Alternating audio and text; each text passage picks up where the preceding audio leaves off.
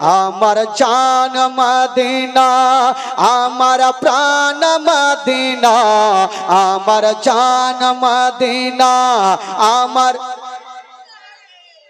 ভুলে যেতে চাইলে ভোলা যায় না, ভুলে যেতে চাইলেও। গোটা মাজমা পড়ুন। আমার জান মদিনা, আমার প্রাণ মদিনা, আমার জান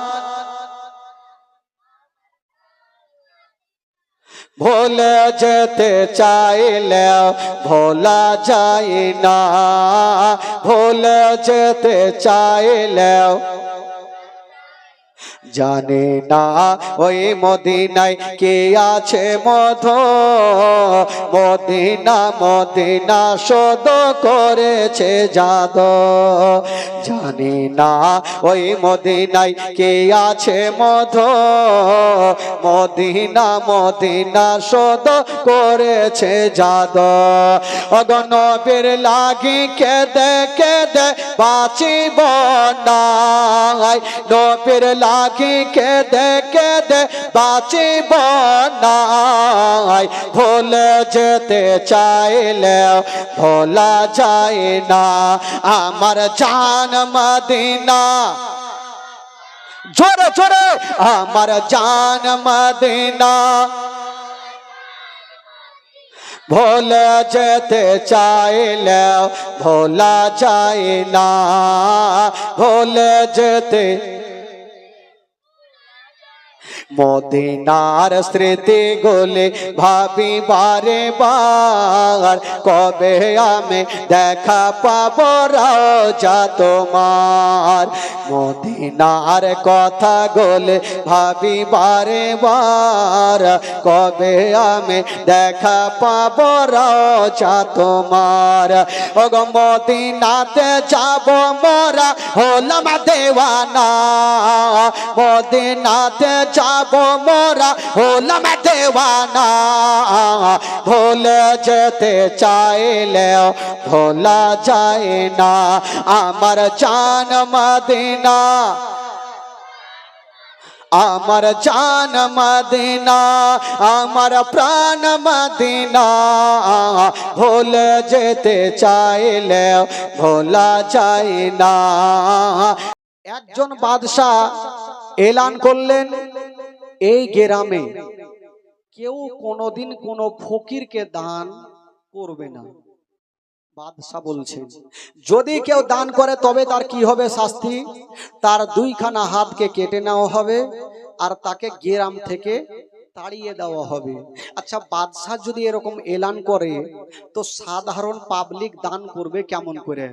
এ মা শুনেন মাগো, ঈমান তাজা হয়ে যাবে। ওই গ্রামে দান করা টোটালটাই বন্ধ করে দিলেন, কেউ দান করে না। একজন আল্লাহওয়ালা ফকির ওই গ্রামে ঢুকে পড়লেন। যেমনই ঢুকেছেন মা, একটা বাড়িতে ঠক ঠক করে আওয়াজ দিয়েছেন বাবা। যেমনই আওয়াজ দিয়েছেন মা, ওই বাড়ির একটা মা বেরিয়ে আসিল। বলুন কেন ডাকছেন, কেন ডাকছেন বাবা? ওই ফকির বলছেন, মা আমি 7 দিনের ভুকা পিয়াসা মা, আমার পেটে দানা নাই পানি নেই, যদি পারো মা তবে আমাকে কিছু খাবার দিয়ে দাও। যেমন এই কথা বলা, ওই মেয়েটা ভাবছেন আল্লাহ বাদশার অনুমতি হয়ে গেছে, যদি কেউ ফকিরকে দান করে দেয় তবে তার 2খানা হাত কেটে নিবে আর তাকে গ্রাম থেকে তাড়িয়ে দিবে। মেয়েটা ভাবছেন আল্লাহ আমি ফকিরকে দান করব না। যেমনই মেয়েটা দরওয়াজা লাগিয়ে দিয়েছেন, বলছেন বাবা আপনি এসেছেন ভালো কথা, কিন্তু আপনাকে আমি দান করতে পারবো না। ওই ফকির কাঁদতে কাঁদতে আর একটা বাড়িতে গেল। ওই মেয়েটা দরজা খুলেছেন, ফকির দেখে দরজা লাগিয়ে দিল। এই করে করে ওই ফকির সারা দিন ঘুরেছে, কেউ খাবার দিল না। ফকির গাছের তলাতে বসে বসে কাঁদতে লাগলো। ওই ফকির বলছেন, আল্লাহ, আজকে সারা দিন ঘুরেছি, কেউ আমাকে খাবার দিল না। আল্লাহ, আজকে আমি যদি খাবার না পাই তবে আমার জীবনটা বাঁচবে না। ওই ফকির কান্দে আর একটা পাথরের উপরে বসে আছে। ফকির কাঁদছে, পাথরের উপরে বসে আছে। ফকির ভাবছেন, আল্লাহ, তোমার কোনো বান্দা বান্দি নেই যে আমাকে দান করতে পারে। আমার আল্লাহ বলছেন, ওগো ফকির, তুমি সারা দিন ঘুরেছো, আর একটু ঘুরো, হয় না হয় তুমি কোনো আমার বান্দা বান্দি পাবে। ফকির তাকিয়ে দেখছেন, বাবা, শুধু সামনে একটা বাড়ি দেখা যায়, অন্য কিছু দেখা যায় না। ফকির ভাবছেন, আল্লাহ, আমি ওই বাড়িতে যাব, যদি বাড়িতে খাবার না পাই তবে আমার জীবনটা বাঁচবে না। কিন্তু ওই বাড়ির মা 5 ওয়াক্ত নামাজ পড়তেন। বাবা, এই ছেলেরা, এই কথা বলছিস কেন রে? 5 ওয়াক্ত নামাজ পড়তেন, কখনো নামাজ কাজা করেনি। নিজের স্বামীর জন্য মাত্র 2টা রুটি তৈরি করে ঘরের মধ্যে রেখেছেন। স্বামী যখন আসবে, আমরা স্বামী স্ত্রী একসঙ্গে বসে আমরা রুটি খাবো। হাই রে মা, রুটি খানা ঘরে রেখে দিয়া চাই নামাজ বিছিয়ে দিয়েছেন। বাবা, চাই নামাজ বিছায়া হাই রে মা নামাজ পড়তেছিল। আর হঠাৎ করে ওই ফকির দরজা ঠক ঠক করে আওয়াজ দিচ্ছেন, মা, তাড়াতাড়ি করে দরজা খুলো, মা, মা, দরজা খুলো। ওই মেয়েটার ডান দিকে সালাম ফিরায়া, বাম দিকে সালাম ফিরায়া যেমনই দরজা খুলেছেন, বাবা, যেমনই দরজা খুলে দেখছেন, মা, একজন আল্লাহওয়ালা ফকির দাঁড়িয়ে আছেন, আর চোখ দিয়ে ঝর ঝর করে পানি ঝরে যাচ্ছে। ওই ফকির যেমন দাঁড়িয়ে আছেন, বাবা, ওই মা বলছেন, বাবা গো, বলো বলো, আমার দরজায় দাঁড়িয়ে কাঁদছো কেন? ওই ফকির বলছেন, মা, আমি 7 দিনের ভুকা, মা, আমি ডগরে ডগরে নগরে নগরে ঘুরেছি, মা, কেউ আমাকে খাবার দেয়নি, মা। আমি জানি তুমি 5 ওয়াক্ত নামাজ পড়নেওয়ালি, কখনো ফকিরকে ঘুরাওনি, মা, আজকে ও ঘুরাতে পারবে না। মা গো, যদি পারো তবে আমাকে খাবার দিয়া দাও। এই কথা বলতে নেই, 5 ওয়াক্ত নামাজ পড়নেওয়ালি মা দিলখানা কাঁদতে লাগলো। আমি কোনোদিন ফকিরকে ঘুরাইনি, আজকে কেমন করে ঘুরাবো? তবে মেয়েটা চিন্তা করছেন, আল্লাহ, আমার বাড়িতে খাবার নেই, মাত্র 2টা রুটি আছে, নিজের স্বামীর জন্য রেখেছি। আজকে আমার স্বামী আসবে, আমার মাথার তাজ, 2টা রুটি সামনে রাখবো, কিন্তু আমি ফকিরকে কেমন করে ঘুরাবো? ওই মা বলছেন, বাবা, আপনি চলে যান, আমি খাবার দিতে পারবো না। মেয়েটা নামাজ পড়নে বলি ফকিরকে ঘুরাচ্ছেন, মা, মা গো, যারা 5 ওয়াক্ত নামাজ পড়েন, ঘটনা শুনেন ইমানটা তাজা হয়ে যাবে। ওই মা ফকিরকে ঘুরাচ্ছেন আল্লাহ, আমি তো ফকিরকে ঘুরিয়ে দিলাম, কিন্তু আল্লাহ গো, কাল হাসরের মাঠে আমার নবীর সামনে আমি জবাব দিতে পারবো না। যে দিন আমার নবী বলবে তুমি ফকিরকে কেন ঘুরিয়েছো, আমি উত্তর দিতে পারবো না। মেয়েটা ফকিরকে ডাক দিচ্ছেন, বাবা গো চলে আসেন। ফকির এসে বলছেন, মা বলো। মেয়েটা ভাবছেন, আল্লাহ আমার 2টা রুটি আমি ফকিরকে দিয়ে দেব, আমার স্বামীর হাত ধরে ক্ষমা চেয়ে নেব, কিন্তু ফকিরকে ঘুরাবো না। হায় রে দরদিনী মা, যেমনই ওই রুটি খানা নিয়া ঘর থেকে নিয়ে আসতে যাবে গো, মেয়েটার মনে প্রশ্ন জাগলো, আল্লাহ এখন যদি রুটি দিয়ে দিই আর বাদশা যদি দেখে লাই আমার 2খানা হাতকে কেটে নিবে, আমাকে গ্রাম থেকে তাড়িয়ে দিবে, আমি দান করতে পারবো না। মেয়েটা ভাবছেন, আল্লাহ আমি বাদশার ভয়ে কেমন করে থাকবো, আমার যাই হবে হোক না কেন আমি ফকিরকে ঘুরাতে পারবো না। তবে মেয়েটা বলছেন, বাবা আপনাকে রুটি দিতে পারি, একটা শর্ত আছে। ফকির বলছেন, মা গো আচ্ছা বলো শর্তটা কি আছে মা।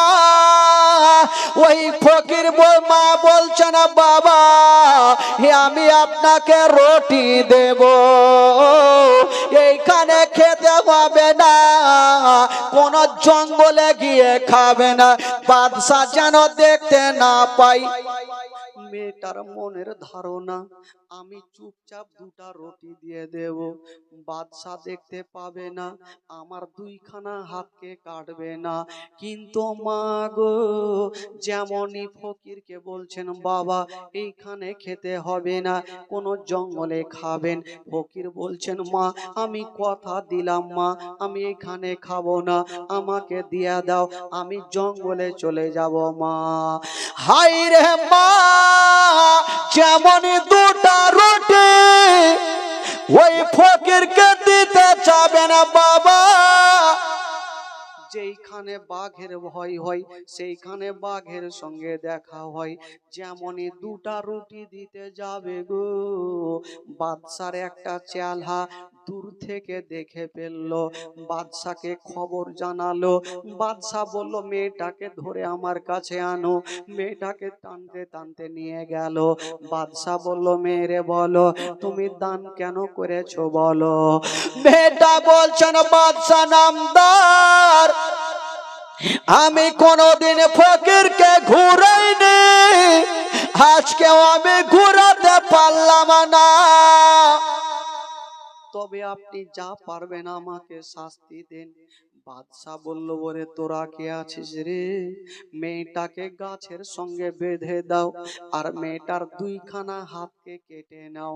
যেমন এই কথা বলতে নাই মেয়েটা বাদশার পায়ে পড়ে গেছেন, ওগো বাদশা নামদার দয়া করে আমার হাত 2খানা কাটিয়েন না।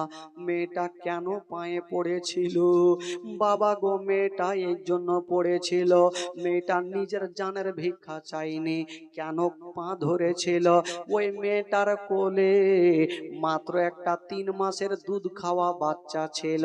মেয়েটা ভাবছেন আমার 2খানা হাতকে যদি কেটে লাই আমার কোলের বাচ্চাকে কেমন করে দুগ্ধ পান করাবো, কেমন করে স্থানে লাগাবো। ওই মেয়েটা পা ধরেছে না, গো বাদশা নামদার যদি পারেন গো তবে আমাকে গ্রাম থেকে তাড়িয়ে দেন, আমার 2খানা হাতকে কাটিয়েন না। বাদশা বলল, না অন্যায় করেছো, শাস্তি তোমাকে নিতে হবে। মেয়েটাকে গাছের সঙ্গে বেঁধেছেন বাবা, টাইট করে 2টা হাত টেনে বেঁধে অর্ডার করে দিয়েছেন বাবা। মেয়েটা কাঁদতে থাকলো আর দুরাচার একটা লোক তার বাড়ি চালিয়ে দিল। যেমনই চালিয়েছে মা দুই হাতে পড়ে গেল, আর দুটা হাত কেটে যেন জমিনে পড়ে গেল। একটু হাত কাটলে কতটা রক্ত যায় মা। মেয়েটার দুইখানা হাত কেটে পড়ে গেছে, ঝরঝর করে রক্ত ঝরছে। ওই মেয়েটা কাঁদতে লেগেছেন, আল্লাহ আমি আর সহ্য করতে পারি না। ওই মেয়েটা কাঁদতেছিল। বাদশা বলল, ওরে তোরা কে আছো রে? মেয়েটাকে ধাক্কা দিয়ে তাড়িয়ে দাও। বাবা গো, মেয়েটা বলছেন বাদশা নামদার, ডুগরে ডুগরে কাঁদছেন আর বলছে, হুজুর আমাকে তাড়াবেন না, কারণ অন্য গ্রামে আর কেউ নেই, এই গ্রামে আমার শ্বশুর বাড়ি, মায়ের বাড়ি, আমি ভিক্ষা করে খাবো, আমার হাত নেই, আমার মার বাড়িতে থাকবো, আমি চেয়ে খাবো, আমাকে তাড়ায়েন না। বাদশা বলল, না, অন্যায় তুমি করেছো, শাস্তি তোমাকে নিতে হবে। মেয়েটাকে ধাক্কা দিয়ে তাড়িয়ে দিচ্ছেন। বাবা, মেয়েটা একটু দূর আগিয়ে গিয়েছেন মা, পিছন থেকে একটা লোক বলছেন, ওগো বাদশা নামদার, হুজুর মেয়েটা তো চলে যাচ্ছে, মেয়েটার যে একটা 3 মাসের দুধ খাওয়া বাচ্চা আছে, বাচ্চাটার কি হবে? বাচ্চাটাকে কি জবাই করে দিব? বাদশা বলল, না, ঘর থেকে একখানা গামছা নিয়ে আসো। গামছা নিয়ে আসা হইল, আর ওই 3 মাসের বাচ্চাকে বাবা গামছাতে টাইট করে বেঁধে দিয়েছেন। বাবা যেমনই বেঁধে দিয়েছেন, মেয়েটার কোলে এইভাবে ঝুলিয়ে দিল, বাচ্চা মায়ের সামনে ঝুলছে, মাকে ধাক্কা দিয়ে তাড়িয়ে দিল, বাচ্চা ঝুলছে, মা কাটা হাত দিয়ে ঝরঝর করে রক্ত ঝরছে। বাদশা হাত দুইখানা নদীতে ভাসিয়ে দিল, মেয়েটা চলে যাচ্ছেন, যেমনই রাস্তা ধরেছেন, মা গো যে রাস্তা দিয়ে যাচ্ছেন রক্তাক্ত হয়ে যাচ্ছে, মা চলতে পারে না। একটা বিশাল বড় জঙ্গলে পৌঁছা গেল, যেমনই মা ওই জঙ্গলে পৌঁছা গেছে না বাবা, একটা পাথরের উপরে মা বসে গেছে, কিন্তু যেটা রাস্তা দিয়ে আসে রক্তাক্ত হয়ে গেছে। বাবা গো, ওই মেয়েটা কাঁদতেছিল, আর হঠাৎ করে যে 3 মাসের বাচ্চা গামছাতে বাঁধা ছিল, ওই বাচ্চাটা হাউমাউ করে কাঁদতে লাগলো। আমার মা বোনেরা জানে, যখন কোনো বাচ্চা বাচ্চি মায়ের কোলে কাঁদবে গো, মা বহিনেরা সঙ্গে সঙ্গে স্থানে লাগিয়ে দুগ্ধ পান করাবে। মায়ের হাত ছিল না, কেমন করে বাচ্চাকে দুগ্ধ পান করাবে? বাচ্চাও কান্দে, মাও কান্দে, কথাই বলে বাবা, সন্তান যদি কান্দে তার থেকে মায়ের কলেজা খানা বেশি কান্দে। বাচ্চা কান্দতে কান্দতে চোখগুলা বড় বড় হয়ে গেল, 1 ঘন্টা হয়ে গেল, 2 ঘন্টা হয়ে গেল, মা স্থানে লাগাতে পারে না। বিশাল বড় জঙ্গলে মা কাউকে দেখা যায় না, ওই মেয়েটা কাঁদছেন, আল্লাহ দুগ্ধ তো দূরের কথা, যদি আল্লাহ গো দুগ্ধর জায়গাতে অল্প পানি আমার সন্তানের হুলকুমে দিতে পারতাম, সন্তানের হুলকুমটা ভিজে যেত, জীবনটা বেঁচে যেত, কিন্তু দুগ্ধর জায়গাতে পানিতে কি কাজ হবে রে বাবা? পানিতে কাজ হবে না। কিন্তু মার মনে সন্দেহ হয়ে গেল, আল্লাহ হয়তো আমার সন্তানের জীবনটা বাঁচাতে পারবো না। সন্তান কাঁদছে, বড় বড় নিঃশ্বাস নিচ্ছে, মার মনে সন্দেহ হয়ে গেল, আল্লাহ হয়তো আমার বেটাকে আমি বাঁচাতে পারবো না। কিন্তু মেয়েটা বলছেন, আল্লাহ যদি অল্প পানি পেতাম, তবে অল্প পানি আমার সন্তানের মুখে দিতাম। কিন্তু পানি পাবে কোথায়? মেয়েটা বিশাল বড় জঙ্গলে দৌড়াদৌড়ি করছে রে বাবা, শুধু সন্তানকে বাঁচার জন্য দৌড়াচ্ছে মা। বাবা গো, ওরে যুবক ছেলেরা যারা মাকে কষ্ট দিয়েছেন বাবা, ঘটনা শুনেন, ওই মা সন্তানকে বাঁচার জন্য গোটা জঙ্গলে দৌড়াদৌড়ি করছে বাবা, হাত দিয়ে রক্ত ঝরছে, আর বাবা গো চোখ দিয়ে পানি, বাচ্চাটা কাঁদছে, মাও কাঁদছে। হঠাৎ করে একটা বিশাল বড় নদী দেখা গেল, যেই নদীতে বিশাল বড় বড় ঢেউ চলে। মা চিন্তা করছেন, আল্লাহ আমি তো নদী দেখতে পাচ্ছি, কিন্তু যে নদীতে কেউ নামতে পারে না মা, এত ভয়ঙ্কর নদী, কেউ নেমে দাঁড়িয়ে থাকতে পারে না, কিন্তু মেয়েটা নিজের জানের পারোয়া করে না। আল্লাহ আমার মরণ হয়ে যাক তাও ভালো, আমার সন্তান আমার কোলে ইন্তিকাল হবে, আমি মা দেখতে পারবো না।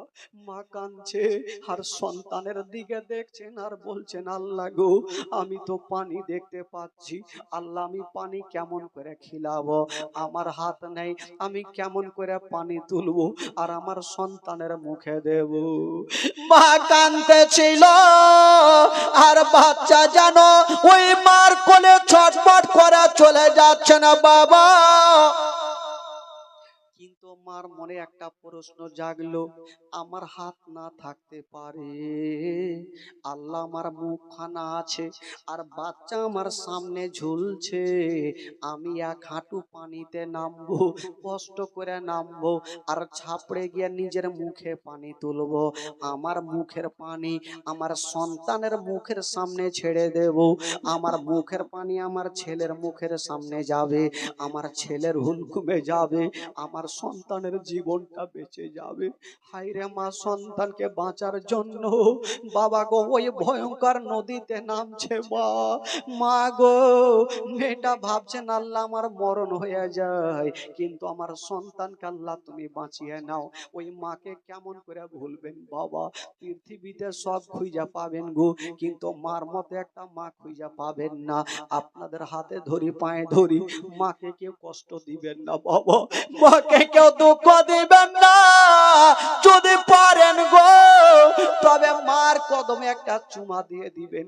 মা যদি রাজি হয়ে যায়, মা যদি দোয়া করে নেয়, তবে মায়ের দোয়া কারেন্টের মতো কবুল হয়ে যায়। বাবা গো ওই মা বাবা পানিতে নেমে গেছে, মা পানিতে নেমে গিয়া বাবা শক্ত করে মা দাঁড়িয়ে আছে আর সন্তানের দিকে দেখছেন, বেটা রে এখনই আমার মুখে পানি তুলে বেটা তোমার মুখের সামনে ছেড়ে দেবো রে লাডলা। হায়রে দুঃখিনী মা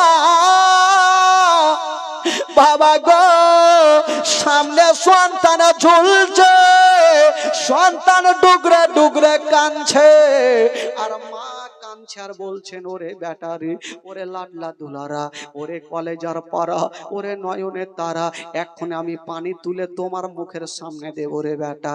যেমনই মা ছাপড়ে গিয়েছে না মুখে পানি তুলেছেন বাবা সন্তানের মুখে দেব বলে, যেমনই একটু দাঁড়িয়েছেন মা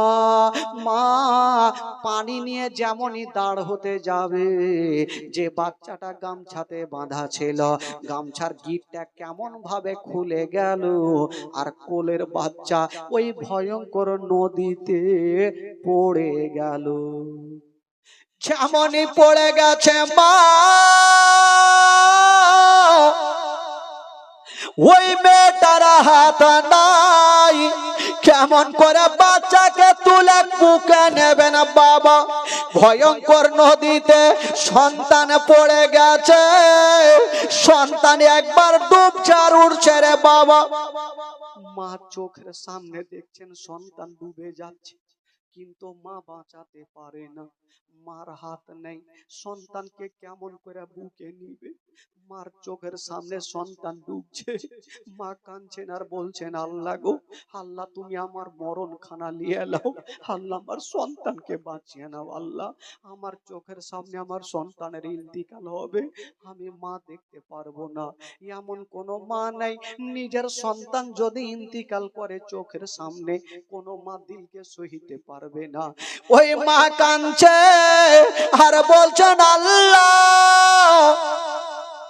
আমার সন্তানের জীবন খানা বাঁচিয়ে নাও। বাবা গো সন্তান কোথায় যেন হারিয়ে গেল, কোথায় যেন ডুবে গেল। মা পায়ের ইশারা করে গোটা নদীতে দৌড়াদৌড়ি করছেন বাবা, যেমনই দৌড়িয়েছেন মা গোটা নদীতে দৌড়িয়েছে, বাচ্চা পাওয়া যায় না।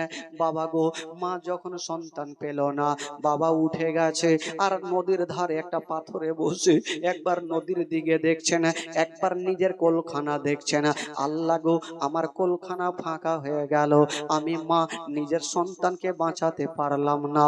মেয়েটা দোয়া করছেন, আল্লাহ তুমি ছাড়া কেউ নাই, আল্লাহ যদি আমি দুটা রুটি দান না করতাম তবে আল্লাহ গো আমার হাতখানা কাটা হইতো না।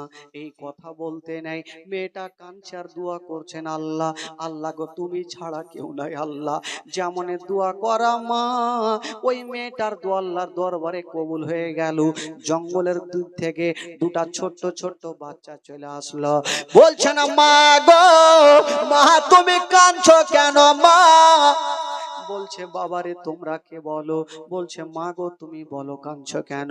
মেয়েটা বলছে বাবারে আমার সন্তান পড়ে গেছে, আমার দুইখানা হাতকে কেটে নিয়েছে, আমার মনটা ভালো করে না। এই কথা বলতে নাই, ওই বাচ্চা বাচ্চা ছেলেরা বলছেন মা গো তুমি চিন্তা করো না মা, এক্ষুনি আমরা নদীতে যাব মা, তোমার সন্তানকে আমরা বাঁচিয়ে নিয়ে আসবো মা। মেয়েটা বলছে না বাবারে আমার সন্তান চলে গেছে, আমি মা সহ্য করে নেব, তোমরা যদি ডুবে যাও বেটা তোমার মা সহিতে পারবে না। বাচ্চা বাচ্চা ছেলেরা ওই মেয়েটার কথা শুনলো না, একটা বাচ্চা পানিতে ঝাঁপ দিয়ে দিল। যেমনই ঝাঁপ দিয়েছে বাবা, বাবা গো 5 মিনিট পর উঠে আসিল, খালি হাতে আসলো না। ওই জায়গাতে মেয়েটার হাত দুইখানা কেটে বাবা যে নদীতে ভাসিয়েছিল, ওই ছোট ছোট বাচ্চারা মেয়েটার কাটা হাতকে নিয়ে চলে আসলো, মেয়েটার কাটা জায়গাতে লাগিয়ে দিল। আল্লাহর হুকুমে মেয়েটার কাটা হাত ভালো হলো। আর একটা বাচ্চা পানিতে ডুব দিল, বাবা গো 5 মিনিট পর উঠে আসিল, খালি হাতে আসলো না। একটু আগে একটা দুধ খাওয়া বাচ্চা যে পানিতে পড়েছিল, এখন পর্যন্ত কিছু হলো না। বাবা গো জীবিত অবস্থায় তুলে এনে মায়ের বুকে ফিরিয়ে দিল। ওই দুইটা বাচ্চা চলে যাবে, মা বলছেন বেটা রে তোমরা কে, তোমরা কারা, আমার এত বড় উপকার করেছো? বাচ্চাগুলা বলছেন মা গো তুমি কি আমাদের চিনতে পারোনি মা? বলছে না রে বাবা। বলছে মা গো যে দান করার কারণে তোমার হাত দুইখানা কেটেছিল মা, আমরা হলাম মা দুটা রুটি মা, আমরা দুটা রুটি মা, মা গো আল্লাহর হুকুমে মা তোমার খিদমত করার জন্য এসেছিলাম মা। মেয়েটা বাবা গো সঙ্গে সঙ্গে 2 রাকাত শুকরানা নামাজ আদায় করলেন। আল্লাহ গো রব্বুল আলামিন তুমি ছাড়া কেউ নাই। বাবা গো বুঝা গেল মা, একটা কথা বলে দি মা গো, যদি কাউরি দরবারে কোনো ফকির চলে আসে মা, ফকিরকে ধিক্কার দিয়ে তাড়াবেন না, বেশি যদি না পারেন অল্পতে বুঝাবেন, যদি অল্প না পারেন ভালো করে কথা বলে সান্ত্বনা দেবেন, কোনো ফকিরকে ধিক্কার দিয়ে তাড়াবেন না মা গো। যদি কোন আল্লাহওয়ালা ফকির আপনার জন্য দোয়া করে দেয় তবে মা গো আপনার বেড়া পার হয়ে যাবে মা। বেরাদার বন্ধুরা একটা কথা বলে দি বাবা, এই যে আপনারা দান করছেন বাবা, এ দান বলে যাই না, কাল হাসরের মাঠে এ দান আপনার সঙ্গের সাথী হবে। ও যুবক বন্ধুরা, ও গো মা, আমার নবী বলেছেন দান করা হলো উত্তম কাজ। আজকে আপনারা দান করেছেন বাবা, কেউ 10 টাকা 20 টাকা 50 টাকা 100 টাকা 200 টাকা 500 টাকা 1000 টাকা পর্যন্ত দান করেছেন। যেই সমাতে কাল হাসরের মাঠে আপনার হাতখানা ধরে জাহান্নামের দিকে নিয়ে যাবে, এ দান বলবেন খোদা গো অমুক জায়গার জীবনীতে এই বান্দা বান্দি আপনার এই পবিত্র আপনার নবীর মাহফিলে দান করেছিল, সেই দিন বাবা গো এই দানখানা আপনার হাতখানা ধরে জান্নাতের দিকে নিয়ে যাবে। তবে একটা কথা বলবো মা, কেউ কোনো ফকিরকে ধিক্কার দিয়ে তাড়াবেন না মা গো। কদিন আছেন, আজ আছেন কাল নেই মা, কবরে শুয়ে যেতে হবে মা। তবে মা গো কেউ দুনিয়াতে থাকেনি মা, কেউ দুনিয়াতে থাকবে না মা, সবাইকে দুনিয়াটা ছেড়ে চলে যেতে হবে। এই জন্য তো কবি লিখেছেন বাবা, জীবনের হিন্তে কালে আজরাইল আসে সোনার জীবন যাবে রে লইয়া, সাধের জীবন যাবে রে লইয়া। জীবনের ইন্তেকাল আজরাইল আসিয়া, সাধের জীবন যাবে রে লইয়া, সাধের জীবন যাবে রে লইয়া। কবর তোমার মাটি ভাইরে, মাটির বিছানে, চতুর্দিকে চেয়ে দেখো বাঁশের ছাহনে। কবর তোমার মাটি ভাইরে, মাটির বিছানে, চতুর্দিকে চেয়ে দেখো বাঁশের ছাহনে। আরে অন্ধকার কবরে ভাইরে থাকিবে সইয়া, সাধের জীবন যাবে রে লইয়া, সোনার জীবন যাবে রে লইয়া। জীবনের ইন্তেকাল আজরাইল আসিয়া, সোনার জীবন যাবে রে লইয়া। আল্লাহুম্মা সাল্লি আলা মাওলানা মুহাম্মদ ওয়ালা আলে ওয়ালা আলে সাইয়্যিদানা সাল্লাল্লাহু তাআলা আলাইহি ওয়াসাল্লাম। একবার মহব্বতে বলুন সুবহানাল্লাহ। আচ্ছা বলুন তো ভাই, আমার নবী কয় ওয়াক্ত নামাজ নিয়ে যাচ্ছেন ভাই? 5 ওয়াক্ত নামাজ। এবার যখন আমার নবী নিয়ে আসলেন 5 ওয়াক্ত নামাজ, এই যে আমার নবী উজু করে গিয়েছিলেন, বিছানা রেখেছিলেন, আমার নবী এসে দেখছেন যে বিছানা এখন পর্যন্ত গরম আছে। বাইরে থেকে যে জিঞ্জিরটা লাগিয়েছিল, মানে শিকলি জিঞ্জিরটা লাগিয়েছিল, জিঞ্জির এখনো হিলতে আছে। আর ওযু করে গিয়েছিলেন, ওযুর পানি এখনো গড়তে আছে। আচ্ছা বলুন তো বাবা, আমার নবী গেলেন আর আসলেন, এই আসা যাওয়াতে কয়দিন কাটলো গো?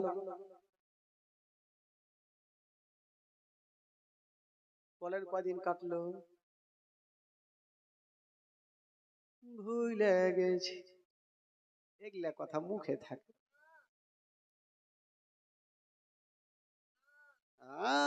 তোর মনে আছে? না রে আব্বা,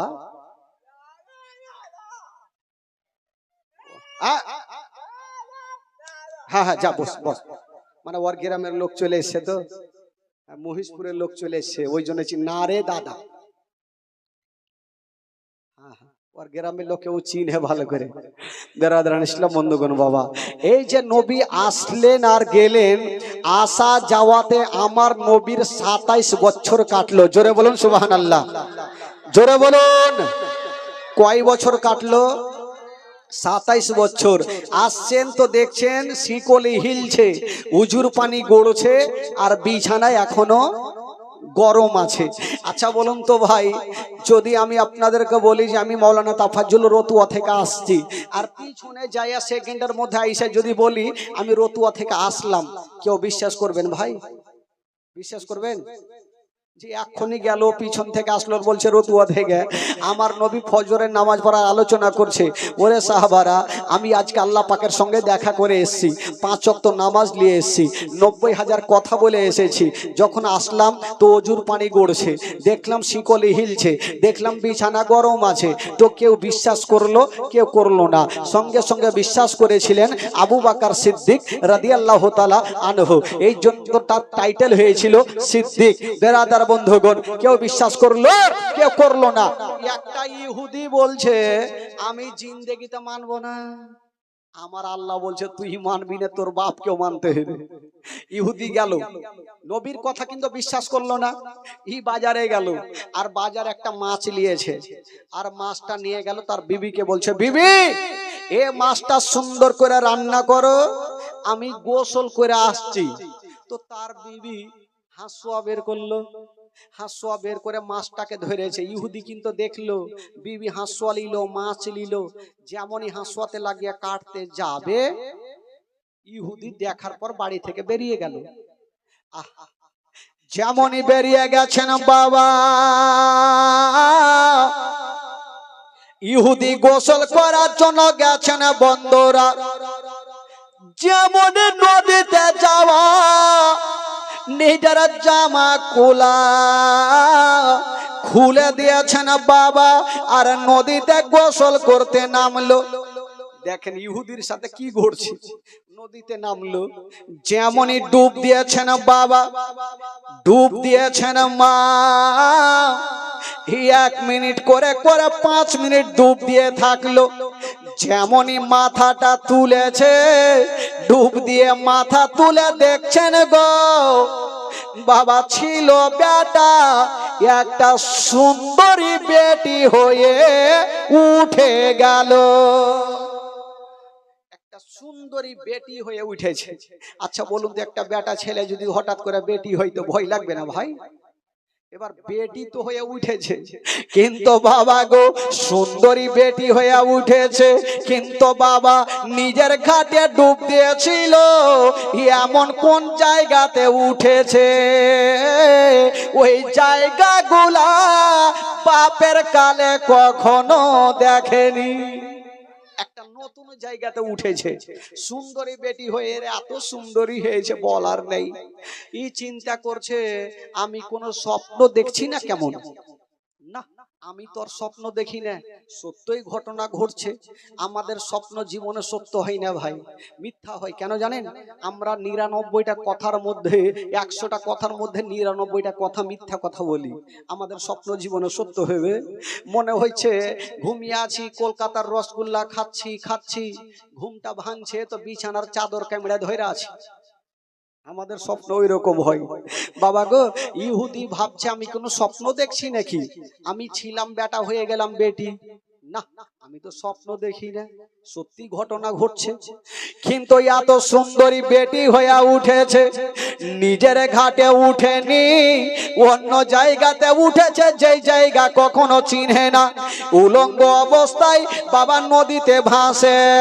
ও যুবক বন্ধুরা, কোথায় যাবে? জামা নাই, কাপড় নেই বাবা গো, বিশাল বড় নদীতে ভাসতে ছিল। আর ওই রাস্তা ধরে একটা বাদশা জাহাজ নিয়ে চলে আসলো। একটা বাদশা নৌকা নিয়ে, জাহাজ নিয়ে চলে আসছে, তো দেখছে এত সুন্দরী মেয়ে নদীতে ভাসছে। দেরি করবো না, কাপড় দিল, জামা দিল, আর মেয়েটাকে তুলে উপরে নিয়ে আসলো। কিন্তু মেয়েটা এ কথা বলে না, আমি ছিলাম বেটা হয়েছি বেটি। এই কথা বলে না, কারণ তোর কথা বিশ্বাস কে করবে? ও বলছে না, ও মনে মনে ভাবছে আমি কোনো স্বপ্ন দেখছি না। স্বপ্ন তো দেখি না, সত্যি বাদশার কাছে আছি। বাদশা বাড়ি নিয়ে গেল। বাবা গো এত সুন্দরী মেয়ে ছাড়বে কেমন করে? বাদশা ওই মেয়েটাকে বিয়ে করলো। মেয়েটা কিন্তু এই কথাটা বলে না আমি ছিলাম বেটা হয়েছি বেটি। যদি এই কথা বলে তো বাদশা ওকে দিবে হুড়কা, যেটা জীবনে হয় একটা বেটা ছেলের বেটি হইবে। ও কিন্তু কোনো মতে মানছে না। এবার মেয়েটা মনে মনে ভাবছে কি করব। 1টা বছর কাটলো, একটা সন্তানের মা হইলো। 2 বছর কাটলো, 2টা সন্তানের মা হইলো। 3টা বছর কাটলো, 3টা সন্তানের মা হইলো। এই করে করে 7 বছর কাটলো, 7টা সন্তানের মা হইলো। মেয়েটা ভাবছে যে আমার বিবি হয়তো ওদিকে বাইচে নাই, 7 বছরে 7টা সন্তান হইলো, আমার বিবি হয়তো আর বাইচা নেই। যদিও বাইচা থাকে তবে হয়তো অন্য জায়গাতে বিয়ে করলেছে। স্বামীর আশাতে কে 7 বছর থাকবে? কিন্তু বাদশাকে কোনোদিন ফুইটা বলছে না যে আমি ছিলাম বেটা হয়েছি বেটি। তো চিন্তা করছে মেয়েটা অনেক দিন থেকে নদীতে গোসল করিনি। ওগো স্বামী গো, আমি একটু গোসল করে আসছি, আপনি থাকেন। সুন্দরী মেয়ে যেমনই বাদশার ঘাটে গিয়ে গোসল করতে গেছেন। বেরাদার বন্ধুরা, যেমনই বাদশার ঘাটে বাবা ডুব দিয়েছে গো, ওই বাদশার ঘাটে উঠলো না। ওই যে 7 বছর আগে নিজের ঘাটে বেটা হয়ে ডুব দিয়েছিল, বাদশার ঘাটে বেটি হয়ে উঠেছিল। আজকে বাদশার ঘাটে বেটি হয়ে ডুব দিয়া নিজের ঘাটে একটা বেটা হয়ে উঠে গেল। বেটা হয়ে উঠলো, এই চিন্তা করছে স্বপ্ন দেখছি না কেমন, না তো স্বপ্ন নাই, মাথায় মুক্কি মেরে দেখছে, স্বপ্ন দেখছি না, সত্যি ঘটনা ঘটছে। তো যাকে যখন বেটা হয়ে গেছে তো আর কি করব, এখন জামা পাবো, জামার কাপড় কোথায় পাবো, কোথায় পাবো, কাকে ডাকবো জামা কাপড় নিয়ে। এবার দেখুন বাবা ঘটনা, কি ঘটনা ঘটছে গো।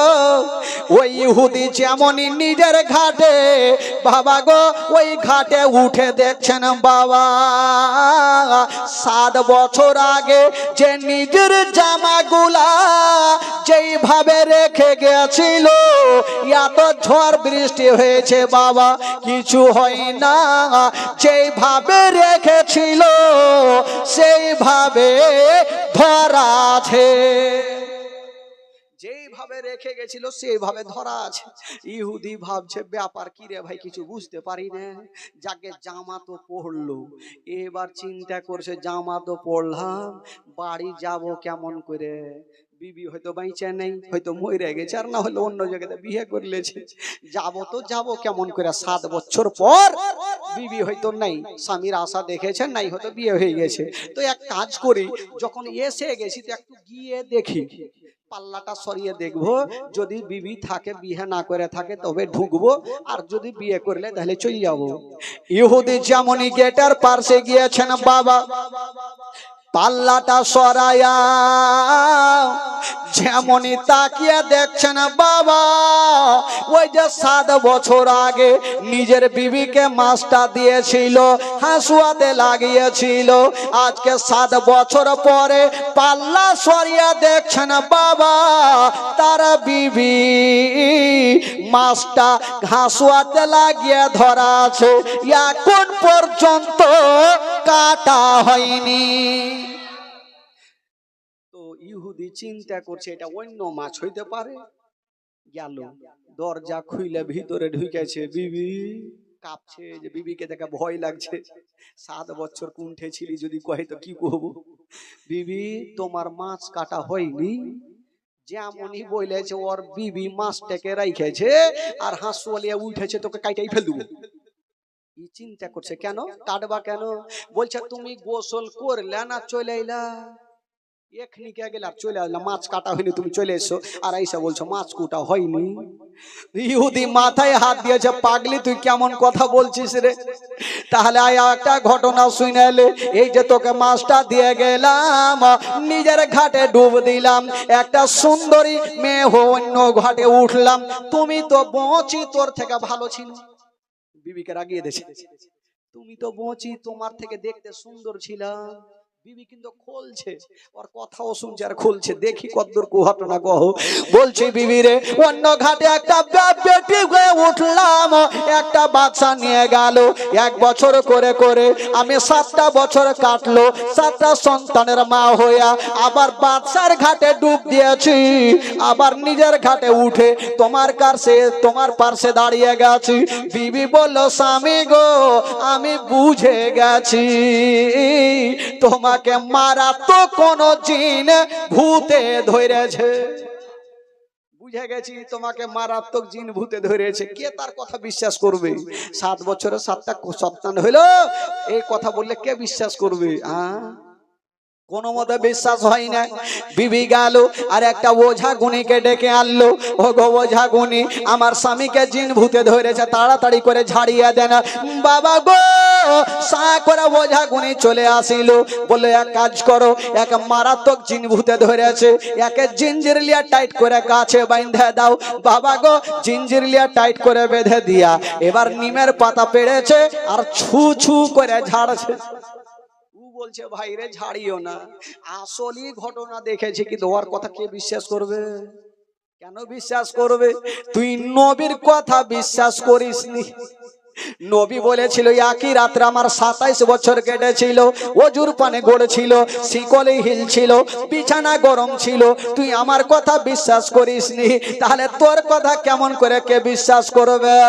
ওই বাবা গো, ইহুদি বলতে লাগলো, শুনে নাও শুনে নাও, আমি সত্য ঘটনা দেখেছি, কিন্তু বাবা গো ইহুদির কথা কেউ বিশ্বাস করে না। বাবা গো, ইহুদি বলতে লাগলো, বিবিরে আমি বুঝে গেছি, আমি নবীর কথা বিশ্বাস করিনি, তার জন্য আমার সঙ্গে ঘটনা ঘটে গেছে, দেরি করো না, তাড়াতাড়ি করে নবীর কাছে নিয়ে চলো। বাবা গো, এবার বিবি সাহেবা ওই স্বামীকে ধরে নিয়ে আমার নবীর কাছে নিয়ে যাওয়া হইল। যেমনই হইল বাবা, আমার ওই ইহুদি যাওয়ার পরে আমার নবীর কদমে পড়ে গেছেন বাবা, বলছেন ইয়া রাসূলুল্লাহ, ইয়া হাবিবাল্লাহ, নবী গো, আমি আবু জেহেলের কথা শুনবো না, উতবা সাইবার কথা শুনবো না, আবু লাহাবের কথা শুনবো না, নবী গো আপনার মধুমাখা কলমা শরীফ পড়ায়া আমাকে মুসলমান বানিয়ে দেন।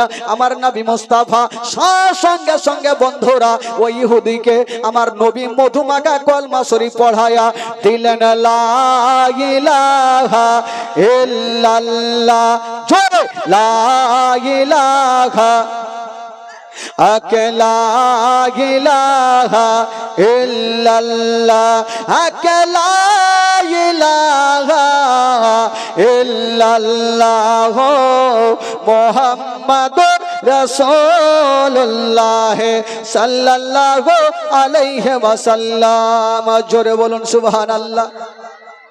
তো বাবা গো, জৈসি করনি ওইসি ভরনি, নবীর একই রাত্রে 27 বছর কাটলো, অজুর পানি গড়ছে, শিকলে হিলছে, তুই বিশ্বাস করলি না, তোর 7 বছরে 7টা সন্তান হইলো, তো তোর কথা কে বিশ্বাস করবে? এ মা বেরাদার বন্ধুগণ, এই ইহুদি যখন নবীর কলেমা পড়লো, আবু জেহেল রাগে রাগে ফুলতে লাগলো। আবু জেহেল চলে আসলো আমার নবীর কাছে। আচ্ছা ওই এসে বলছে, ভাতিজা আমি শুনলাম তুমি আল্লাহর নবী বলে। হ্যাঁ, দেখেন কত টেঁড়া, আর টেঁড়া ও টেঁড়াই প্রশ্ন করবে, ভালো জীবনে করবে না। বলছে, ভাতিজা আমি তোমাকে কয়েকটা প্রশ্ন করব, যদি উত্তর দিতে পারো তবে ঠিক আছে, তোমার কলমা পড়ে মুসলমান হব, আর উত্তর যদি না দিতে পারো তোমাকে জিন্দা রাখবো না। আমার নবী বলেছিলেন, চাচা আজকে একটা কেন, আজকে হাজার হাজার যদি প্রশ্ন করেন এই মোস্তাফা উত্তর দিয়ে দিবে। জোরে বলুন। আবু জেহেল টেঁড়া তো টেঁড়াই প্রশ্ন করবে।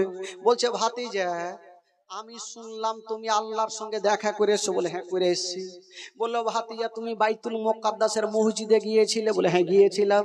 আচ্ছা বলো তো ভাতিজা, বাইতুল মুকাদ্দাসের মসজিদের গেট কটা আছে, জালনা কটা আছে, লোটা কটা আছে, ফ্যান কটা আছে, ঘটি কটা আছে? আচ্ছা বলুন তো ভাই, আপনাকে জিজ্ঞাসা করি, কাদের টোলার জুমা মসজিদে জালনাতে রড কয়টা আছে, সিট কয়টা আছে, লোটা কটা আছে, ফ্যান কটা আছে? কটা লোক পারবে বলতে গো?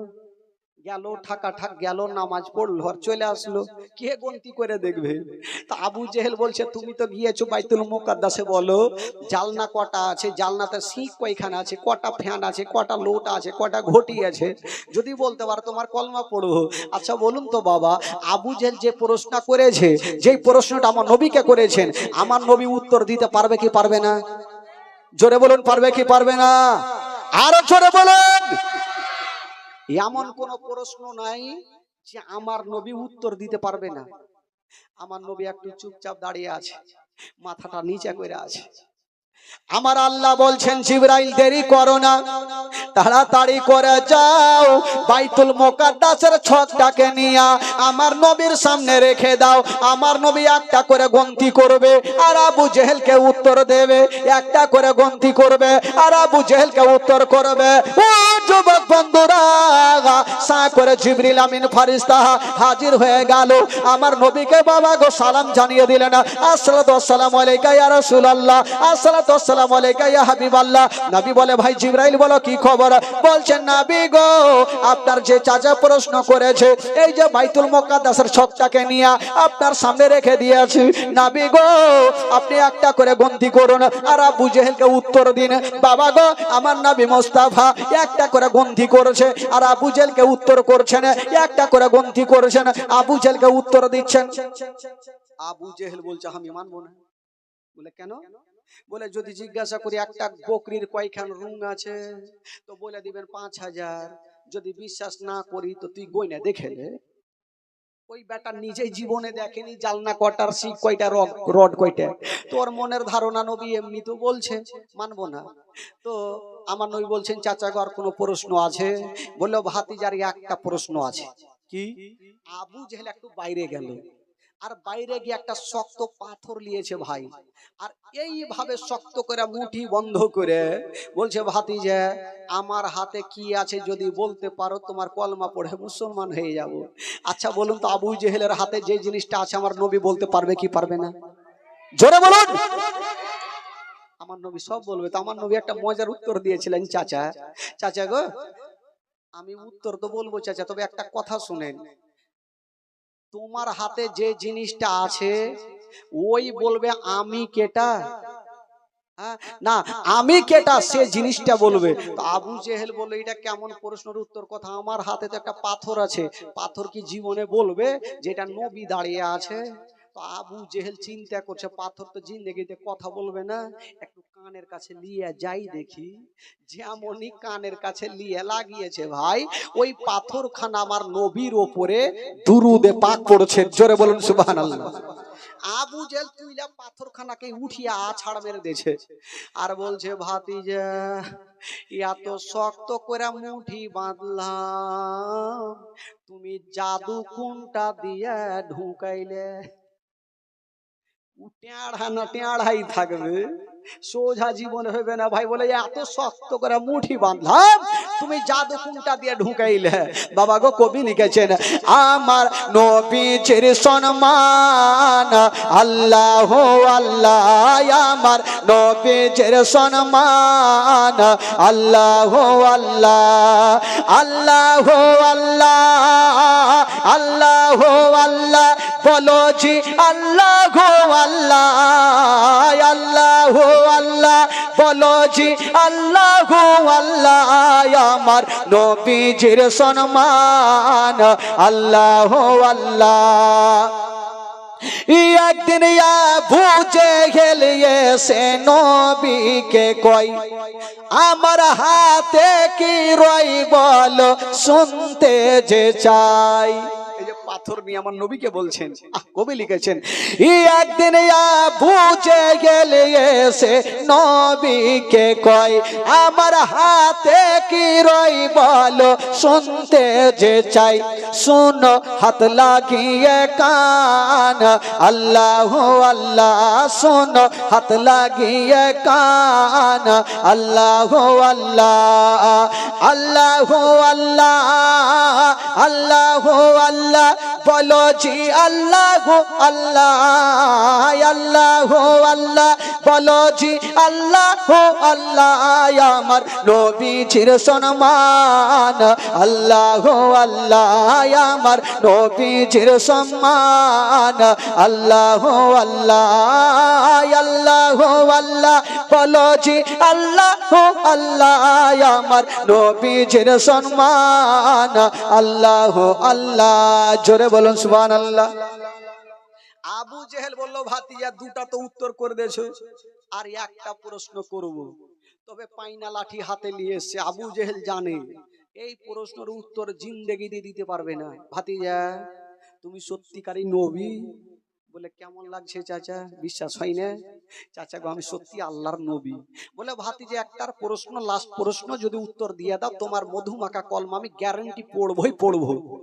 বলো চাচা প্রশ্ন। বলে ভাতিজা রে একটা দল মুলকে শাম গিয়েছে ব্যবসা করতে, এই গ্রাম থেকে গিয়েছে মুলকে শাম।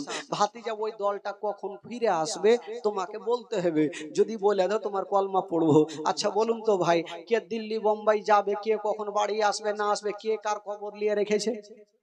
তো আমার নবী বলছেন চাচা গো, ও চাচা যখন আপনি প্রশ্ন করেছেন চাচা তবে উত্তর শুনেলেন।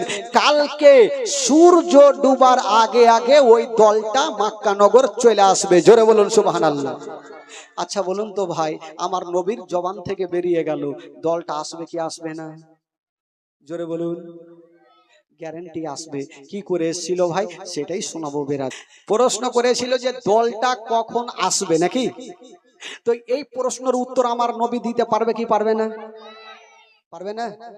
আমার নবী পারবে। যদি দলটা উত্তর দিতে পারে ভাই আমার নবী দিবেন। তবে ভাই ভাই আপনার একটু আগিয়ে চলে আসুন তো ভাই, লাস্ট দোয়া যখন হবে একটু আগিয়ে আসুন তো ভাই। ও ভাই চাচা একটু সোনা ভাই একটু চলে আসুন ভাই।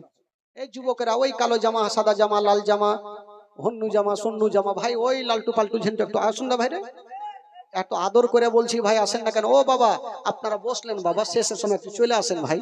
শেষ দুয়াটা হবে তো ওইখান থেকে না করে একটু এখানে আসেন। দেখেন কতটা হ্যাঁকড়া এখন বৈশাই থাকলো খুঁড়ির গোড়াতে। আনা হইদ্রি হো বাংলা ভাষা নেই বুঝে। হ্যাঁ এবার বুঝে লেছে। হ্যাঁ বেরাদরান ইসলাম। তো আমার নবী বলছেন চাচা যখন তুমি প্রশ্ন করেছো চাচা তোমাকে উত্তর দিয়ে দিলাম, কালকে সূর্য ডুবার আগে আগে ওই দলটা পৌঁছে যাবে। জোরে বলুন সুবহানাল্লাহ। আবু জেহেল বুঝে গেল যে দলটা তো কালকে গেছে মুলকে আসতে 2-4 মাস সময় লেগে যাবে, দলটা জীবনে আসবে না। আবু জেহেল রাতের বেলাতে একখানা পাইনা লাঠি বানিয়েছে নবীকে মারার জন্য। সারা রাত ঘুমটা আসে না বাবা গো, ঘুমটা আসে না। কখন সকাল হবে, দুপুর হবে, সন্ধ্যা হবে, সূর্য ডুববে, আর দলটা যদি না আসে নবীকে জিন্দা রাখবো না। সকাল হইল আর দুপুর যখন হইল আবু জেহেল গিয়ে আমার নবীর কাছে দাঁড়িয়ে গেছেন। ভাতিজা তুমি বলেছো দলটা সূর্য ডুবার আগে আগে আসবে, কোথায় আছে বলো? আমার নবী বলছেন চাচা গো অবশ্যই আসবে সূর্য ডুবার আগে আগে। যেমনই মা আবু জেহেল সূর্যর দিকে দেখে আছে, সূর্য লাল হয়ে গেল, দলটা এলো না। সূর্য অর্ধেকটা ডুবে গেল, দলটা এলো না। সূর্য গোটা ডুবে গেল, এখন পর্যন্ত দলটা এলো না। সূর্য ডুবে গেল, দলটা এলো না, তার মানে নবীর কথা মিথ্যা? সুবহানাল্লাহ। দেখেন আবু জেহেল বানাত করে পাইনা লাঠিলে আমার নবীর দিকে ঘুরে গেল। ভাতিজা আজকে বুঝে গেলাম তোমার কথা সম্পূর্ণ মিথ্যা। বলো কেন? বলো ভাতিজা তুমি একটু আগে বললে দলটা সূর্য ডুবার আগে আগে দলটা চলে আসবে। ভাতিজা এখন পর্যন্ত আজ একজন 300 টাকা দিয়েছেন, দলটা এখনো আসলো না, সূর্য ডুবে গেল। আমার নবী বলছেন চাচা কে বললো সূর্য ডুবেছে? বলে কে বলবো, আমি নিজে দেখলু। বলে চাচা একটু ঘুরে দেখেন তো সূর্যটা ডুবেছে কিনা। আমি ডুবেনি। আবু জেহেল বলল না আমার চোখই ভুল দেখে। আবু জেহেল যেমনই ঘুরে সূর্যর দিকে দেখতে যাবে, ঘুরতে দেরি নাই, আমার নবীর শাহাদত আঙ্গুলে এভাবে ইশারা করে দিয়েছেন বাবা। যেমন ইশারা করেছেন মা, ওই ডুবা সূর্য উঠে গেল, উঠে আসরের টাইম হয়ে গেল। আবু জেহেল ঘুরে দেখছে সূর্য উঠে গেছে, কি ব্যাপার? আমার নবী বলছে চাচা কই সূর্য ডুবেছে? আবু জেহেল বলছে ভাতিজা আজকে নতুন একটা শিক্ষা হইল। বলল কি? বলল ভাতিজা আমি জানতাম তোমার জাদু দুনিয়াতে চলে, আজকে বুঝে গেলাম তোমার জাদু আসমানেও চলে। তো কুত্তার দুম সোজা হইবে না? নবীর কলমা পড়লো না, চলে গেল। আর যায়া বাবা একটা মিটিং বসালো যে নবীকে এই করে পারা যাবে না। রাতারাতি মিটিং বসেছে ভাই, নবীকে মারার কল্পনা চলছে। তো মিটিং এ ডিসাইড হলো এক কাজ করো, আবু জেহেলকে বললো লোকজন এক কাজ করো, রাতারাতি একটা বিশাল বড় ইনারা খুদো, কুয়া খুদো, আর ওই কুয়াতে নবীকে ফেলে দেব, না থাকবে বাঁশ না বাজবে, জোরে বলুন কি, বাঁশুরি। হ্যাঁ তো রাতারাতি আবু জেহেল একটা বিশাল বড় কুয়া খুঁজেছে ভাই। তো তুই আমার আল্লাহ বলছেন তুই যতই কুয়া খুদ, তোর কুয়াতে তোকেই ফেলবো। খুদ কত খুঁদবি?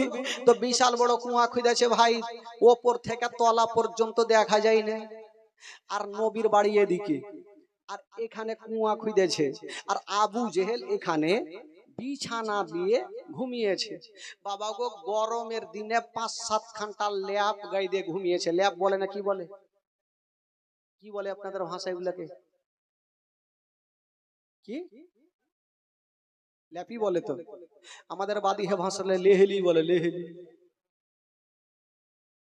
তো ভাই ল্যাপ গায়ে দিয়েছে গরমের দিনে 5-7 ঘন্টা। যদি কেউ ল্যাপ গায়ে দেয় ওর ব্রেন ঠিক থাকবে ভাই? দুটা লোককে বলছে তোরা তাড়াতাড়ি করে যা, আর নবীকে বলবি তোমার চাচা অসুস্থ হয়ে গেছে, মরার আগে কলমা পড়বে। দেখেন কত টেঁড়া, মরবে মরবে তাও বাবা এই চক্রান্ত ছাড়ে না। যা তোরা বলবি মরণের আগে কলমা পড়বে, তার জন্য ডাকছে। আর কলমার কথা বললে ভাতিজা যেইখানে থাকে ছুটে চলে আসবে। আর বাবা গো, এইখানে ঘুমিয়ে আছে, আর বিশাল বড় কুয়া, কুয়ার উপরে হালকা করে যে পুয়াল তিরপাল কাঁড়ি ফাঁড়ি দিয়ে রেখেছে, মানুষ যেন ভার লানি না নিতে পারে। নবী আমার কাছে আসতে নাই, তার আগে কুয়াতে পড়ে যাবে। আর যখন কুয়াতে পড়বে ধুলা বালি পাথর বালু ফেলে কুয়াটাকে বন্ধ করে দিব। নবী থাকবে না, ইসলাম প্রচার করবে না। দুটা লোক গিয়ে বলছেন ওগো আলামিন, বললো কি, বলে আপনার চাচা অসুস্থ হয়ে গেছে, তাই কলেমা পড়ার জন্য আপনাকে ডাকতেছে, তাড়াতাড়ি করে চলুন। আমার নবী যেমনই বের হতে যাবেন বাবা, আল্লাহর অর্ডার হয়ে গেল। আল্লাহ বলে জিবরাইল তাড়াতাড়ি করে যাও, আমার নবীকে যেতে নিষেধ করে দাও। আসলে আবু জেহেল অসুস্থ হয় নাই, আমার নবীকে কুয়াতে ফেলার জন্য ডাকতেছে। বাবা গো, সা করে চলে আসলেন, এসে আমার নবীকে সালাম জানিয়ে দিলেন, আসসালাতু ওয়াসসালামু আলাইকা ইয়া রাসূলুল্লাহ, আসসালাতু ওয়াসসালামু আলাইকা ইয়া হাবিবাল্লাহ। নবী বলে ভাই জিবরাইল বলো কি খবর? বলছেন নবী গো, আপনি যাবেন না, আসলে আপনাকে কুয়াতে ফেলার জন্য ডাকতেছে, আপনার চাচা অসুস্থ হয়নি, আপনি যাবেন না। আমার নবী গেলেন না। কিন্তু যে দুটা লোক ডাকতে এসেছিল উনারা ডেকে কিন্তু চলে গেছে, যে মালিকাকে জানিয়ে দি গেল। আবু জেহেলকে বলছে ওগো আমার মালিক, নবীকে ডেকে আসলাম, নবী চলে আসছে। তো অন্ধকারে আবু জেহেল সবাইকে ডাকছে তাড়াতাড়ি আই। আর একটা মিটিং করলি, সবাই আসলো। বলে কি হলো? বলে তোরা অন্ধকারে চতুর্দিকে কানটা খাড়া করে দাঁড়িয়ে থাক, কানটা খাড়া করে থাকবি, রাতে তো দেখতে পাবি না। আর যখন দেখবি ধাপাং করে শব্দ কানের মধ্যে গেল, তোরা বুঝে যাবি নবী পড়ে গেছে, লাগবি মারতে। তো লোকজন চিন্তা করলো ঠিক আছে, তবে আবু জেহেল আর একটা কথা শিখাইছে, শোন, যখন তোরা পাথর মারবি তো বাঁচার জন্য বলতে পারে আমি তোমাদের মালিক বলছি। মালিক বলে আরো মারবি। ইয়ারা বলছে আগে পড়ুক তারপরে দেখছি। এই বাবা গো, এবার আবু জেহেল, লোকজন চতুর্দিকে বড় বড় পাথর নিয়ে লুকিয়েছিল, আর যেমন লুকিয়ে আছে আবু জেহেল, যেই বাবা গো বিছানায় আছে, 5-7 ঘন্টা ল্যাপ গায়ে দিয়ে ব্রেন কাজ করলো না, রাগের মাথায় উঠেছে, আরে তোরা কি ডাকিস নি? এই কথা বইলা বাবা যেমনই উঠতে যাবে নিজের কুয়াতে নিজে পড়ে গেল। আর যেমনই পড়ে গেছে ধাপাং করে শব্দ কানে, লোকজন কানটা খাড়া করেছিল, নবী পড়ে গেছে, চল মারতে হবে। আসলার লাগলো পাথর মারতে, মারছে মারছে মারছে, বলছে ছেড়া দাও, আমি তোমাদের মালিক আছি। শিখে রেখেছে, মালিক বলে আরো মারবে, আরো মারছে আরো মারছে। লাস্টের সময় একটা লোক বলছে আমাদের মালিক বিছানাতে নাই কেন, কুণ্ঠে গেল। চেহারা একটা জ্বালিয়ে দেখছে আবু জেহেল টাকলু পড়ে আছে, রক্ত রক্ত হয়ে পড়ে আছে। বলছে মালিক আমাদের পড়ে আছে। বলে ওগো আমার মালিক, আপনাকে সহজে মরতে দিব না, এক্ষুনি যাব, রশ্মি নিয়ে আসবো, তোমাকে তুলে দিব। বলে তাড়াতাড়ি তুলো, না হলে আমার জান গেল। দেখেন ভয়, নিজেকে কত, নবীকে ফেলার জন্য তো ভয় লাগছিল না। এবার লোকজন বলে আপনাকে মরতে দেব না। তাড়াতাড়ি গিয়েছেন বাবা, রশি নিয়ে চলে আসলো। যেমনই রশি নামিয়েছেন বাবা, আবু জেহেল এক হাতের জন্য ধরতে পারে না, আবার রশি নিয়ে আসা হইলো, আবার জোর দিয়ে নামালো, আবার এক হাতের জন্য ধরতে পারে না, আবার রশি নিয়ে আসা হইলো, আবার জোর দিয়ে নামালো। আবু জেহেল এক হাতের জন্য ধরতে পারে না। আমার আল্লাহ বলছেন ওরে আবু জেহেলের লোকেরা, আজকে গোটা মক্কার রশি লিয়া জোরে জোর দিয়া তোমরা নামিয়া দাও, আমি আল্লাহ আবু জেহেলের হাতে রশি দেব না। তো আমি যদি রশি ধরাবো না তো তো উঠবে কেমন করে? আবু জেল রাগের মাথায় লোকজনকে বলছে, হ্যাঁ রে, তোরা রশ্মি লিয়ে আসিস না, খেল করছিস রে? বলে হুজুর গোটা মাক্কার রশ্মি ফিনিশ, আর রশ্মি নেই। আবু জেহেল বুঝে গেল, হয় না গই এ কুয়ার মধ্যে আমার ভাতিজা জাদু করে দেছে, তাড়াতাড়ি করে যা, পৃথিবীর কেউ তুলতে পারবে না, আমার ভাতিজাকে নিয়ে আসো, আমার ভাতিজা তুলে দিবে। তো লোকজন বলছে যে হুজুর যায় যদি বলি যে আপনার জন্য কুয়া খুঁজে নিজে পড়ে গেছে তো আসবে? বলে ধুর পাগলা, এরকম বলিস না, বলবি অন্ধকারে পড়ে গেছে তাই ডাকলো। তো আবু জেহেল কেমন করে পড়েছে আমার নবী জানে কি জানে না? আমার নবী তো সব জানে। দুটা লোক গিয়ে বলছেন, ওগো আলামিন দেরি করেন না, আপনার চাচা অসুস্থ অবস্থায় কুয়াতে পড়ে গেছে, তাই আপনাকে ডাকতেছে, তাড়াতাড়ি চলো না। এই কথা যেমনই বলতে নাই, আমার নবী হচ্ছে রাহমাতুল লিল আলামিন। বাবা গো, আমার নবী দেরি করলেন না, সা করে হাজির হয়ে গেল। বলছেন চাচা, বলল কি হলো রে বাছা? চাচা এত অন্ধকার কুয়াতে কেমন করে পড়লা? বলছে ভাতিজা বলতাম বলবো, কিন্তু আগে তুলো, না হলে আমার জান গেল। বলে চাচা তোমাকে তুলতে পারি, একটা শর্ত আছে। আবু জেহেল মনে মনে বলছে টাকা চাই, পয়সা চাই, ধন দৌলত যা চাই দিয়ে দেবো, যাতে কলমা পড়তে না বলে। যদি কলমা পড়তে বলে দেয় তাহলে সব চলে গেল। বলছে ভাতিজা শর্ত পরে দিও, আগে তুলো। বলে তুলো না, আগে শর্ত মানতে হবে। বলে বলো দেখি। আবু জেহেল 1 টাকা 100 টাকা কি যে বলবো, কলমার কথা যেন না বলে। ভাতিজা বলো। আমার নবী বলছেন চাচা তোমাকে তুলতে পারি যদি আপনি আমার মধু মাখা কলমা শরীফ পড়ালেন। আবু জেহেল বলল যেটা ভয় করছিলাম সেটাই হইল। এখন যদি বলি পড়বো না, তো ভাতিজা বলবে তোকে তুলবো না, আর ভাতিজা না তুললে পৃথিবীর কেউ তুলতে পারবে না। তো আবু জেহেল একটু চালাক লোক, তো বলে ভাতিজা আচ্ছা বলো তো, এ অন্ধকার কুয়াতে কেমন করে পড়বো? আগে তুলো, না হলে আমার জান গেল। বলে পড়বো না, এখনিকে পড়তে ওঠে। তো আবু জেহেল চালাক মানুষ, ভাতিজা রে আমি কথা দিলাম এ অন্ধকারে পড়বো কেমন করে, আমাকে তুলো, আমি কথা দিলাম পড়বই। আমার নবী বুঝে গেল কুত্তার দুম সোজা হইবে না, মানবে না, আর আমি যদি না তুলি পৃথিবীর কেউ তুলতে পারবে না। বলছে রে চাচা গো, চাচা হাতখানা বাড়ি হেলাও চাচা। আবু জেহেল বলছে হাত বাড়াও।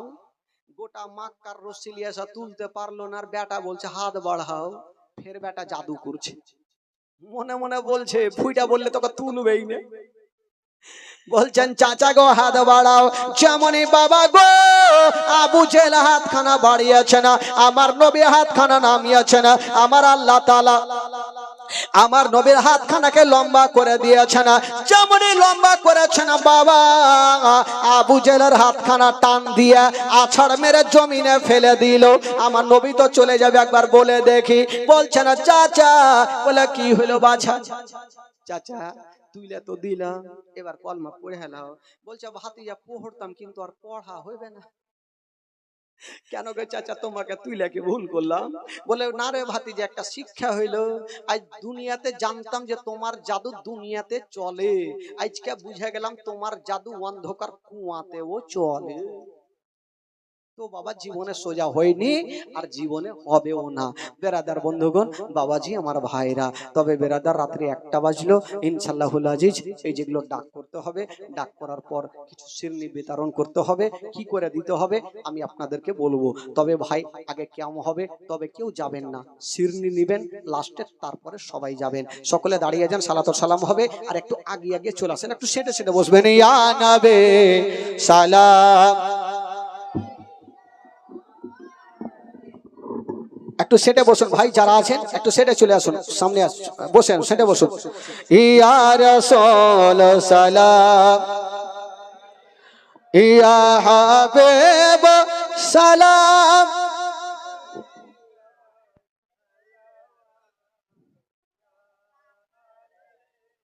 ইয়া রাসূলুল্লাহ ইয়া হাবিবি নবী বলেন ও মা জননী কেন ফেলেন চোখে পানি অসুস্থ করেছেন যিনি সুস্থ করিবেন তিনি ইয়া নবী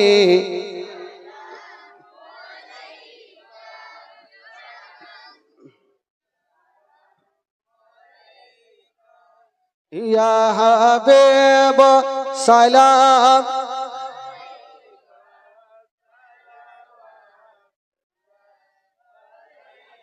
ইয়া রাসূলুল্লাহ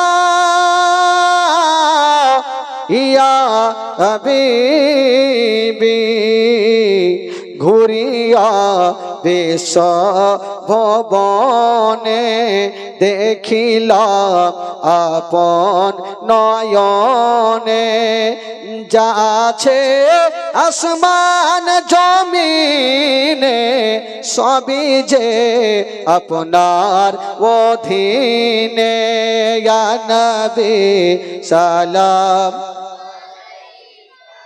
ইয়া রাসূল সালাম